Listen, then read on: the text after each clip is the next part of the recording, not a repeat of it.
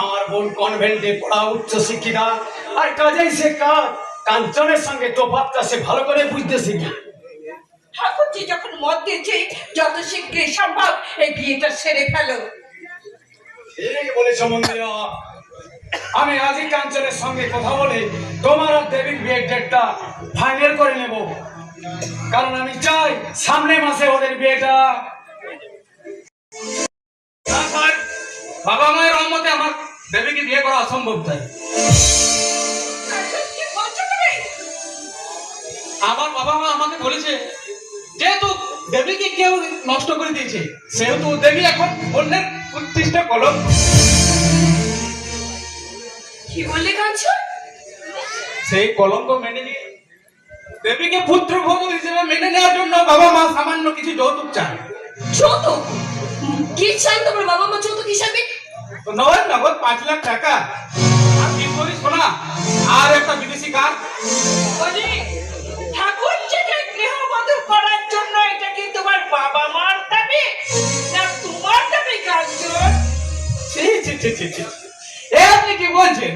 দেবীকে আমি ভালোবাসি, বিয়ে করার জন্য আমি কোনো যৌতুক নেওয়ার জন্য ইচ্ছা আমার নেই, কিন্তু মা বাবার আগ্রহটা ফেলে দিতে পারি না। নেহাতে হাবা গোবা রাস্তাটা দেবীকে নষ্ট করে দিয়েছে।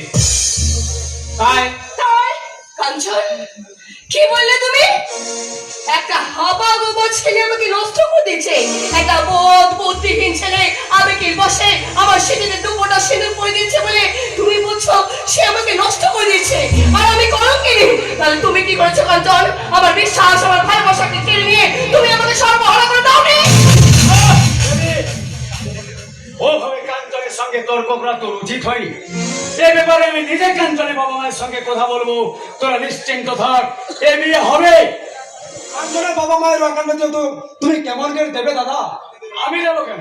যার পাগলামির জন্য দেবীর জীবন বিপন্ন হতে চলেছে, চারটেও কলঙ্ক ঢাকবার জন্য দেবীর বিয়ের যৌতুকের পরিমাণটা এত দূর বেড়ে দাঁড়িয়েছে, সেই বিয়ের সমস্ত যৌতুকের খরচ, সেই রাজকেলটা বাবা ওই পূর্ণবর্ত পাঁচটার কাছ থেকে আমি আদায় করে নেব। দাদা শোনা, না, এ কোনো মতে সম্ভব নয়। তাছাড়া এত টাকা যৌতুক দেওয়ার মতো ওদের কোনো সামর্থ্যই নেই। সামর্থ্য না থাকলে জেল খাটবে। একটা মেয়ের জীবন নষ্ট করার মূল্য তো তাকে দিতে হবে। ঠিক এই কথাটাই যদি আমি এখন তোমাকে বলি কাঞ্চন, আজ যদি তুমি আমাকে বিয়ে না করো সেটাও তো হবে আমার জীবনের আরেকটা কলঙ্ক।